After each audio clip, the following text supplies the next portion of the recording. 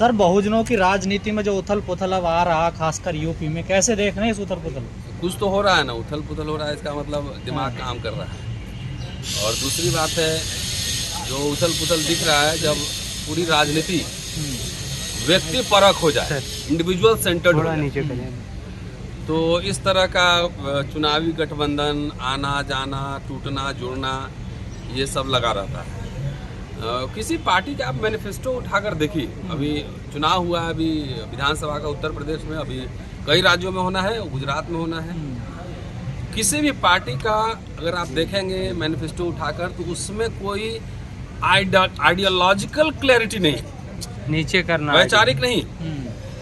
लग रहा है कि जैसे कॉरपोरेशन का चुनाव लड़ा जा रहा है कि नाली ठीक कराएंगे, पानी ठीक कराएंगे, बिजली देंगे। ये सब कुछ भारत में चुनावी मुद्दा है, लार्जली आइडियोलॉजिकल लाइंस पे। कोई सोशल जस्टिस की बात नहीं कर रहा है, कोई सेकुलरिज्म की बात नहीं कर रहा है। जैसे लग रहा है कि इतना दलितों की तो हालत और खराब है, कोई उसका वोट ही नहीं मांगने जा रहा है। तो जब आइडियोलॉजी, राजनीति आइडियोलॉजी के बगैर वो एक तरह से अस्थि पंजर है, समझ गए, दुकान है। फिर तो इस तरह का अगर होता है तो जाहिर है कि समस्या तो उसमें आएगी, और कोई टूट के इधर जाएंगे, कोई उधर जाएंगे। अब इसमें जो है सब जातियां भी जो हैं, जो छोटी छोटी जातियां, चाहे जाति भी है, सबका राजनीतिकरण हो गया है। सब ये समझते हैं कि हमारे जात के एक मंत्री बन जाएंगे तो हमारी मुक्ति हो गई संभव। लेकिन जो लार्जली सवाल है, निजीकरण का, प्राइवेटाइजेशन का सवाल है, सोशल जस्टिस का सवाल है, ये तमाम मसले कहीं आपको नजर नहीं आए। तो ये फेजेस हैं, मुझे लगता है कि कुछ दिन ये फेजेस चलेंगे, लेकिन ये सवाल जिस तरीके से अब अग्निवीर आ रहा है तो कलमवीर आएगा, तमाम वीर। जैसे एक टर्म है, हम लोग इतिहास में पढ़ते पढ़ाते हैं, महाब्राह्मण, है ना। महाब्राह्मण मतलब वो ब्राह्मण जो छोटे दर्जे का है, उसको महा लगा दिया जाता है, सरकाज़म में लगा दिया जाता है, उसमें एक तरह का मजाक है, सरकाज़म है। तो उसी तरीके से जैसे वीर ऐसे लगा दिया है, जैसे बहुत बड़ा वीर कुछ है, तमगा है, काम छोटा और छोटे समय के लिए, कम समय के लिए, और सीधा नाम ऐसा लगे जिससे आप फील गुड करें। अडानी जी फील गुड किए थे ना, ये अटल बिहारी वाजपेयी के ज़माने में। तो ये सरकार अब फील गुड वाली सरकार है, सिर्फ फील करा सकती है। इसके लिए खाली फील करने के लिए आपको जिगर दिल होना चाहिए, पेट की कोई ज़रूरत नहीं है। 12-15 लाख लीजिए, सीधे घर निकल। आप अग्निवीर का जिक्र कर रहे हैं सर, अब जातीय सर्टिफिकेट भी मांगा जा रहा है। हाँ, तो मांगा ही जा रहा है, उसमें तो बहुत सारे लोग लिखे हैं, हमने भी लिखा है। वो रिक्रूटमेंट के लिए मांगा जा रहा है कि छांटने के लिए मांगा जा रहा है, वो तो बताएंगे। तो फिर जाति के हिसाब से मेरा तो लाइन ही उस पर अलग है। 4 साल की जो नौकरी है, तो जाति सर्टिफिकेट मांग ही रहे हो, तो उसमें एक काम करो, आप उसमें सबसे पहले बनाओ ब्राह्मण रेजिमेंट बनाओ, जैन रेजिमेंट बनाओ, अग्रवाल रेजिमेंट बनाओ, मोदी रेजिमेंट बनाओ। क्या दिक्कत है? तो ये पहली बार मांगा जा रहा है जाति सर्टिफिकेट, या पहले भी जाता है? अच्छा, पहले से तो बहुत कुछ होता आ रहा है। पहले से चमार रेजिमेंट था, महार रेजिमेंट था, तो काहे नहीं रिस्टोर कर रहे हो? पहले से तो बहुत, जितने आप संपत्ति बेच रहे हैं, रेल बेच रहे हैं, जहाज बेच रहे हैं, सारे पब्लिक सेक्टर यूनिट बेच रहे हैं, तो पहले से होता आ रहा था, इसको बेच क्यों रहे हो?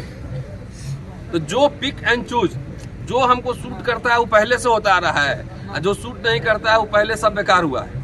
70 साल में कुछ हुआ ही नहीं, कोई यूनिवर्सिटी नहीं खुला है, कोई यहाँ पे लोग भैंस से दिल्ली से पटना जाते थे, हवाई जहाज नहीं था, रेल नहीं, कुछ था ही नहीं। तो सब मोदी जी के समय में विकास हुआ है। वो सर हर सरकार कहती है कि हमारे राज्य में ये हुआ है, नहीं तो और क्या बताएं, तो दिख नहीं रहा आपको, अच्छा लग रहा है ना, फील गुड कर रहे हैं ना, तो करिए। हर सरकार कहती है ना, जो सरकार हर सरकार की समीक्षा होती है, समझिए।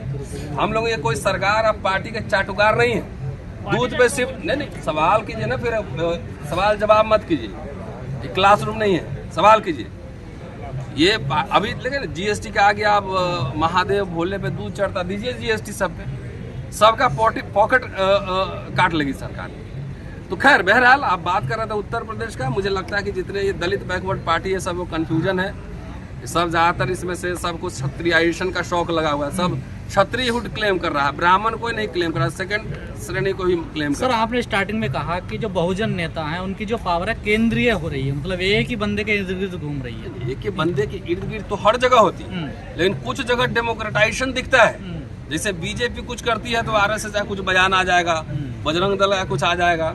व्यक्ति सेंटर तो सब पार्टी में, लेकिन कुछ जगह दिखता है कि डेमोक्रेटाइज है, नेशनल एग्जीक्यूटिव है, ऑफिस बेरर्स है, प्रवक्ता हैं, महासचिव हैं, तमाम तरह के लोग हैं। कुछ पार्टी में जो है एक ही आदमी प्रेसिडेंट है, एक ही आदमी प्रवक्ता है, एक ही आदमी सब कुछ है।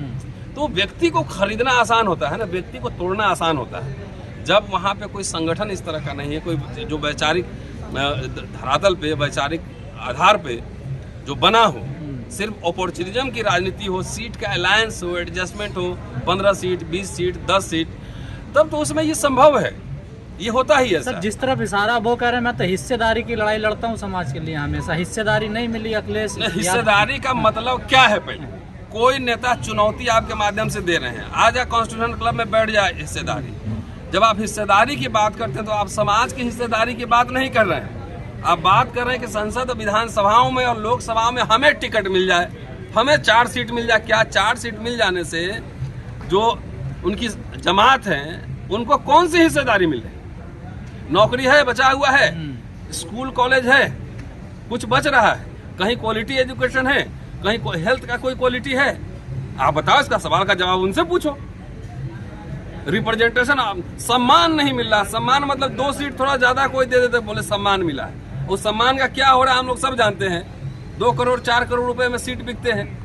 सो वी नो दैट सम्मान का क्या मतलब है। सर, आपने विमेन एम्पावरमेंट की बात की और एक तरफ हम देख रहे हैं कि देश में पहली महिला राष्ट्रपति जो आज़ादी के बाद जन्मी और आदिवासी समाज से आती हैं, बेहद हर्षोल्लास की बात है, सबके लिए बेहद खुश हैं। लेकिन उनके शपथ ग्रहण समारोह से पहले उनका शुद्धिकरण हो रहा है, ये चीज़ कुछ हजम नहीं हुई। तो ये कोई आपको हजम काहे नहीं हुई? अब आप आरएसएस बीजेपी का चरित्र ही नहीं समझ रहे हैं तो आपको हजम काहे नहीं हुआ? इसके पहले राष्ट्रपति कोविंद थे, उनको धक्का नहीं मारा था जगन्नाथपुरी में, और पुष्कर में सीढ़ी पे नहीं बैठा दिया था। तो आपको किस बात का हजम नहीं हो रहा है? हजम नहीं होता, हजमुला खाइए।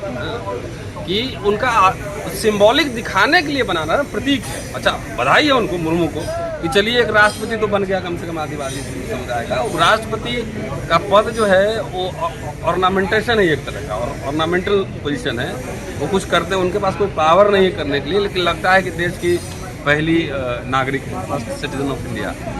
तो ठीक है, बना दिया गया, लेकिन आरएसएस बीजेपी का है कि ये उनकी पूरी परंपरा में है कि किसी भी, चाहे पिछड़ी जाति, शूद्र, आदिवासी को राजा बनाओ और उसका शुद्धिकरण कर दो और बोलो कि नाउ यू आर क्षत्रिय और आपका काम और वर्णाश्रम धर्म की रक्षा करना है। अखिलेश यादव के घर को भी गंगा जल से शुद्ध किया। हाँ, तो अब अखिलेश यादव को इन दलित पिछड़े नेताओं को समझना चाहिए कि वो शूद्र हैं कि क्षत्रिय हैं। इसमें हमसे क्या पूछ रहे हैं? उन्हीं से नहीं, आपकी जनेऊ लीला से आप इसको समझा सकते हैं ना कि कैसे ये कनेक्ट करता है। तो समझा ही तो रहा हूँ, कनेक्ट तो कर ही रहा हूँ। इन लोग कन्फ्यूजन पाले शुतुरमुर्ग है, रेत में आँख छुपाए हुए है, समझ रहा है कि बिल्ली नहीं खाएगी। कितना भी क्षत्रिय दावा ही करना था तो क्लेम करते कि हम ब्राह्मण हैं, दावा भी कर रहे हो, 2nd क्लास कर रहे हो दावा कि हम क्षत्रिय हैं। तो इस देश में है नहीं, ब्राह्मणवाद है इस देश का पूरा एकदम। रीढ़ जो है, जो ताकत है, सब इसके सामने झुकाता है। तो जिनको जाके वहाँ पर वो पोस्ट लेना है, पद लेना है ना, कुछ बनना है, वो वहाँ जाएं।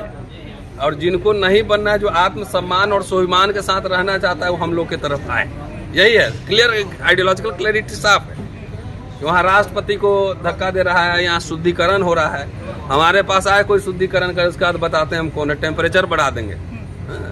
तो ये बात है ना, जिनको 2 ही रास्ते हैं, या तो आप राजा बन जाइए या जाके वहाँ पे सेवा कीजिए, पाँव धोइए, या तो स्वाभिमान के साथ रहिए। इतिहास हर समय जो है ना, ये स्वाभिमानियों का इतिहास लिखा जाता है, बहादुरों का इतिहास लिखा जाता है। जितने कितने राजा महाराजा आए होंगे कबीर के ज़माने में और रविदास के ज़माने में आए होंगे, नाम याद है आपको? हैं?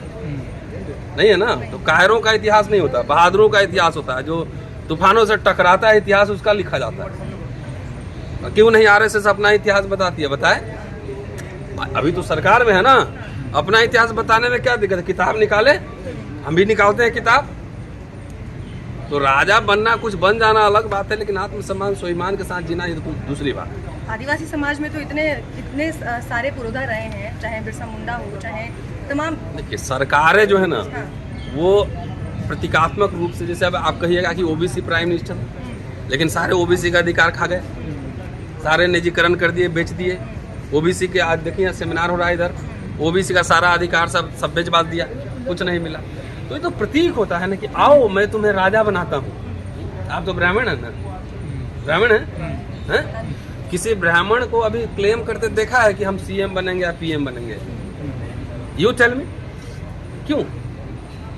चतुर है ना, स्मार्ट है, बुद्धि से काम करता है। बोले राजा मैं तुम्हें बनाऊंगा, लेकिन पेपर उसी पे साइन करोगे जिसमें मैं कहूंगा।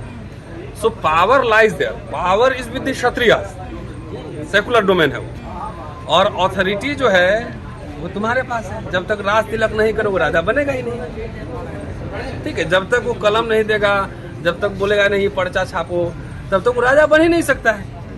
तो ये इसी को जनेऊ लीला बोलते हैं। अब सही पकड़, सूरजमल काम किताब तुम्हारा और पन्ना हमारा। ले लो भाई किताब पकड़ो, और किताब जैसे पकड़े हुए जैसे खोले लगना ना, खोलना नहीं है, पन्ना हमारा है।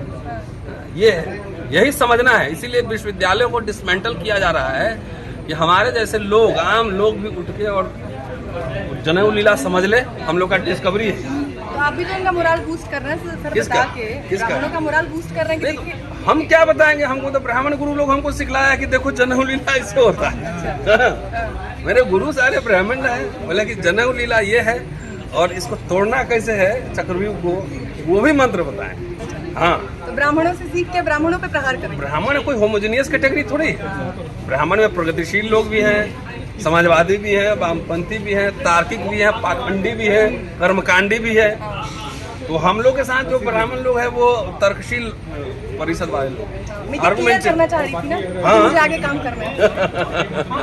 नहीं, हमारे साथ जो ब्राह्मण है, मेरे पास बहुत ब्राह्मण दोस्त हैं, मेरे टीचर भी रहे। लेजेंडरी हिस्टोरियन आप DN झा का नाम सुने होंगे, सब मुझे पढ़ाए उन्होंने।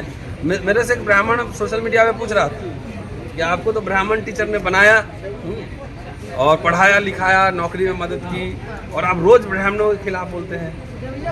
तो हमने कहा कि हमको DN झा ही सिखाए थे सब लिखने पढ़ने।